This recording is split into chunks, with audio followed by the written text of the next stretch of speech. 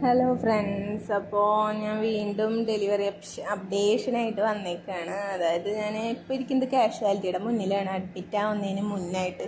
അപ്പോൾ ഞങ്ങൾക്ക് റൂം എടുത്തില്ല, റൂമിന് ഇപ്പോൾ ചാർജ് കൂടി. ആദ്യം ഇവിടെ ഡെലിവറിക്ക് ഞാൻ റൂം എടുത്തിട്ടുണ്ടായിരുന്നു, അന്ന് 1000 രൂപ ഉണ്ടായിരുന്നുള്ളൂ. അപ്പോൾ 1800 രൂപയായതുകൊണ്ട് വാർഡ് എടുത്തു. വാർഡിൽ ആരുമില്ല, റൂം പോലെ തന്നെ വാർഡ്. ഇവിടെ ഇങ്ങനെ വലിയ വ്യത്യാസം തോന്നുന്നില്ല.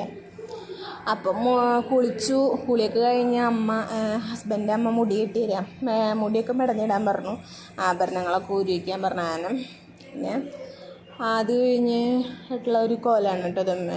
നമ്മൾ മാക്സി കിട്ടും അങ്ങനെ. അപ്പോൾ ഇത് കഴിഞ്ഞിട്ട് വേണം ഇനി ഇടയ്ക്കിടയ്ക്ക് ലേബർ റൂമിലേക്ക് ഇങ്ങനെ വിളിച്ചുകൊണ്ടിരിക്കും, PV നോക്കാൻ, എനക്കം നോക്കാനൊക്കെ ആയിട്ട്. അപ്പോൾ അതിന് മുമ്പായിട്ട് കാലത്ത് ഭക്ഷണം കഴിച്ചു, വെള്ളയപ്പം ചായയും കുടിച്ചു. അപ്പോൾ വലിയ ടേസ്റ്റൊന്നും തോന്നിയില്ല.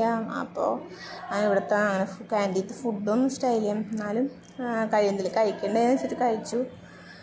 അത് കഴിഞ്ഞിട്ട് പിന്നെ ഞാൻ നടക്കാൻ ഇറങ്ങി. ഇടയ്ക്കിടയ്ക്ക് നടക്കാൻ പറയണ ഞാൻ നടക്കും. ഇപ്പോൾ കൂടെ മോള് കൂടിയുണ്ട്. അപ്പോൾ എല്ലാവരും ഇവിടെ ഉണ്ട്, അവൾ ഞങ്ങളുടെ കൂടെ. അപ്പോൾ അവൾക്കും ഭയങ്കര എൻജോയ്മെൻറ്റാണ്.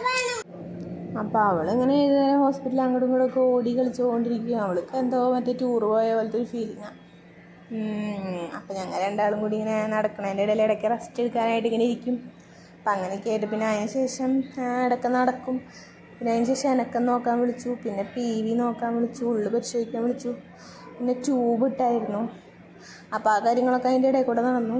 അതിൻ്റെ ഇടയിൽ അമ്മയ്ക്ക് ഇത്തിരി വയ്യാത്തതുകൊണ്ട് മേമ വന്നിട്ടുണ്ടായിരുന്നു. എൻ്റെ മേമ വന്നു. അമ്മയ്ക്ക് ചെറിയൊരു വൈറൽ ഫീവറായിട്ട് അമ്മ വീട്ടിൽ പോയി. എൻ്റെ അമ്മ ഉണ്ടായിരുന്നു, അപ്പോൾ മേമ വന്നു. അങ്ങനെ ഞങ്ങൾ ഫുഡൊക്കെ കഴിച്ചു. മാമ എനിക്ക് ഫുഡൊക്കെ വരുത്തന്നു. പിന്നെ ഉണ്ടായ വിശേഷങ്ങളും കാര്യങ്ങളൊക്കെ കാലത്ത് ഒരു 9:30 ആയപ്പോൾ വന്നു. പിന്നെ ഇപ്പോൾ വൈകുന്നേരം ആകുമ്പോൾ അമ്മ വരും, അപ്പോൾ പോവും. അങ്ങനെ മാറി മാറി ഹസ്ബൻഡ് അമ്മ മേമ അങ്ങനെയൊക്കെ ആയിട്ട് നിൽക്കും. പിന്നെ ട്യൂബ് ഇട്ടുകൊണ്ട് എനങ്ങാണ്ട് ഞാൻ കുറച്ച് നേരം കിടന്നു. ട്യൂബ് ഇട്ടപ്പോൾ ചെറിയ എടുത്താണ്ടല്ലോ എനിക്കുണ്ടായി. പിന്നെ കുറേ കഴിഞ്ഞപ്പോൾ ട്യൂബ് തന്നെ ഊരിപ്പോയി. അപ്പോൾ അങ്ങനെ പിന്നെ PV നോക്കി. അതിന് ശേഷം വീണ്ടും അവർ നടക്കാൻ പറഞ്ഞു. അപ്പം നടന്നു. അപ്പോൾ ചെറുതായിട്ട് ഇങ്ങനെ ഓപ്പണായി വരുന്നുള്ളൂ സെർവിക്സ്. അപ്പം നല്ലോണം നടക്കാൻ പറഞ്ഞു. അപ്പം ഞാൻ നടന്നുകൊണ്ടിരിക്കുകയാണ് വരാന്തയിൽ. നടക്കുമ്പോൾ ചെറുതായിട്ടൊരു പെയിൻ വരുന്ന പോലെ ഫീൽ ചെയ്യും, പക്ഷേ അല്ലാണ്ട് അങ്ങനെ വലിയ പെയിനൊന്നും വന്നിട്ടില്ല. അപ്പോൾ ഇന്ന് രാത്രി നാളെ ഫുഡ് കഴിച്ച് പിന്നെ കുറച്ച് കഴിയുമ്പോൾ എനിമ തരുന്ന പറഞ്ഞ്. എനിമ തന്നു കഴിഞ്ഞിട്ട് നാളെ വെള്ളം പൊട്ടിച്ച് പിന്നെ മരുന്ന് വയ്ക്കുന്നൊക്കെ പറഞ്ഞ്. അല്ല അതിൻ്റെ ഇടയിൽ പെയിൻ വരികയാണെങ്കിൽ അല്ല തന്നെ ചെയ്യും, അല്ലാന്നുണ്ടെങ്കിൽ നാളെ കാലത്തേക്ക് ആക്കും. അങ്ങനെ പിന്നെ അതിൻ്റെ ഇടയ്ക്ക് ഒരു ഷെയ്ക്കൊക്കെ കുടിച്ചു. ഷെയ്ക്ക് കുടിക്കാനൊരു മോഹം.